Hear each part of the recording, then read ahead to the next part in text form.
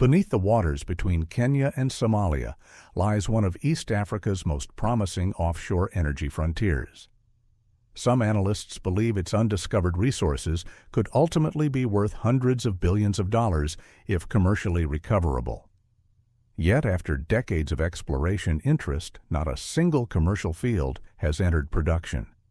The barrier isn't extreme ocean depth or technical infeasibility. It is a fundamental disagreement between two neighboring nations over where their border lies. What began as an overlooked cartographic technicality has evolved into a multi-billion-dollar legal stalemate. It sits at the exact intersection of international court battles, global trade security, and a worldwide race for untapped hydrocarbon basins. This is the Lamu Basin, a 38,500 square mile maritime expanse where prospective resource wealth remains locked beneath the seabed, stalled by an unresolved geopolitical dispute. For most of the 20th century, the maritime boundary between Kenya and Somalia was largely ignored. During the colonial era and early statehood, international borders were drawn strictly on land. Offshore hydrocarbons were not yet economically viable, deepwater drilling did not exist, and maritime jurisdiction received little formal attention. That changed as subsea extraction technology matured, transforming ocean boundaries into critical economic assets. At the core of the dispute lies a fundamental geometric disagreement. How do you project a land border out into the open sea? Kenya maintained a claim rooted in historical practice. Nairobi argued that the maritime boundary should run straight east along a parallel line of latitude, extending directly out from the coastal terminus at Ras Kamboni. This horizontal line preserved Kenya's northern offshore blocks and matched how its maritime territory had been managed informally for decades. Somalia, rebuilding its public institutions after years of civil conflict, took a starkly different position. Mogadishu invoked the standard legal principles set out by the United Nations Convention on the Law of the Sea, or UNCLOS, the equidistance principle. Under this approach, the maritime boundary follows a diagonal trajectory perpendicular to the general trend of the coastline, extending southeastward into the ocean. Projecting a horizontal line of latitude against a diagonal line of equidistance creates a massive divergent triangle, a 38,500 square mile zone, nearly the size of Portugal. In the early 2010s, East Africa emerged as one of the world's premier energy exploration frontiers. Massive offshore natural gas discoveries off Mozambique and Tanzania proved that the western Indian Ocean hosted major sedimentary basins. Attention quickly moved north to the Lamu Basin. Seismic surveys indicated geological structures that could hold significant crude oil and natural gas resources. These surveys cannot prove the presence of hydrocarbons, but they allow geologists to identify the subsurface formations where oil and gas are most likely to accumulate. While commercial discoveries remain unconfirmed without exploratory drilling, industry modeling suggested individual prospects within Kenya's offshore concessions could plausibly hold billions of barrels of oil and trillions of cubic feet of natural gas. The timing aligned with a shifting global macroeconomic landscape. First, European buyers sought new liquefied natural gas suppliers outside traditional pipeline networks.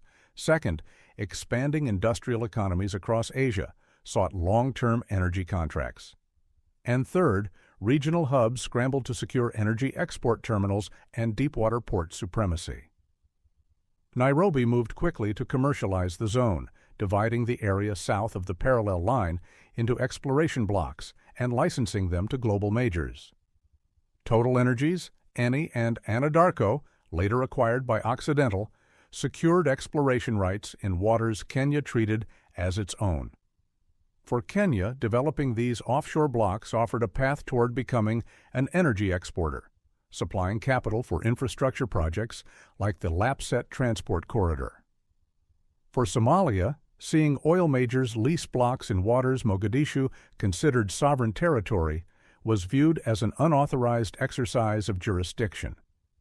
While high-level friction involved governments and energy conglomerates, the uncertainty extended to coastal communities on the ground. For generations, artisanal fishermen from towns like Lamu in Kenya and Ras Kamboni in Somalia operated along these coastal waters. As diplomatic tensions escalated, security patrols tightened, access zones shifted, and small-scale fishing fleets faced expanding restricted zones. For local communities, the dispute was not just an abstract debate over subsea wealth. It directly impacted local livelihoods, coastal security, and regional economic stability. Seeking a definitive legal resolution, Somalia filed an application against Kenya at the International Court of Justice, the ICJ, in August 2014. Somalia requested that the court delimit the maritime boundary in accordance with international law and declare that Kenya's offshore block allocations infringed on Somali rights. Kenya contested the proceedings, arguing the court lacked jurisdiction and asserting that a 2009 bilateral memorandum of understanding governed the dispute. After 7 years of legal arguments, the ICJ delivered its judgment on October 12, 2021. The court rejected Kenya's argument that a parallel of latitude boundary had been established through long-standing practice.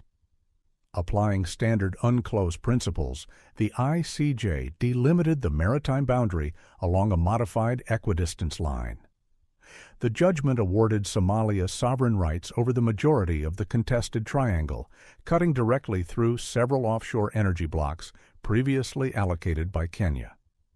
Under international law, ICJ judgments are binding on the parties involved. However, the court possesses no independent military or enforcement mechanism to compel compliance. Kenya rejected the ruling, asserting that the court had exceeded its mandate and stating it would not recognize the new boundary. This created a diplomatic impasse, a border legally delimited by an international court but politically contested on the water. For global energy majors, this environment made investment impossible.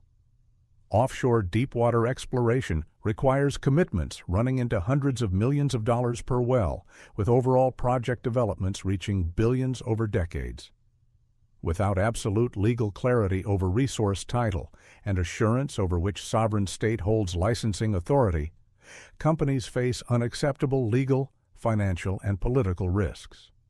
Corporate activity in the contested blocks ceased. Energy companies paused exploration campaigns, declared force majeure, or exited their positions entirely. The subsea resources of the Lamu Basin remained in the ground, stalled by legal uncertainty. The dispute between Kenya and Somalia is not an isolated disagreement over energy concessions. It is embedded in a broader competition for control across the western Indian Ocean. This coastline abuts vital shipping lanes connecting the Red Sea, the Bab el-Mandeb Strait, and the Gulf to global markets. As global maritime trade faces evolving security challenges around the Red Sea, the strategic value of Horn of Africa ports, naval installations, and logistics corridors has increased dramatically. Foreign powers, including Gulf states, Turkey, and Western nations, continue to expand their diplomatic, military, and commercial footprints across the region. Whether the resource potential of the Lamu Basin will ever be developed depends on whether Nairobi and Mogadishu can move from legal confrontation to a functional political arrangement. More than 90% of global trade moves by sea, and an increasing share of newly explored energy resources lies offshore. In the 21st century, economic power is no longer determined only by borders on land. Increasingly, it is shaped by invisible lines beneath the sea, where law, geology, and geopolitics converge.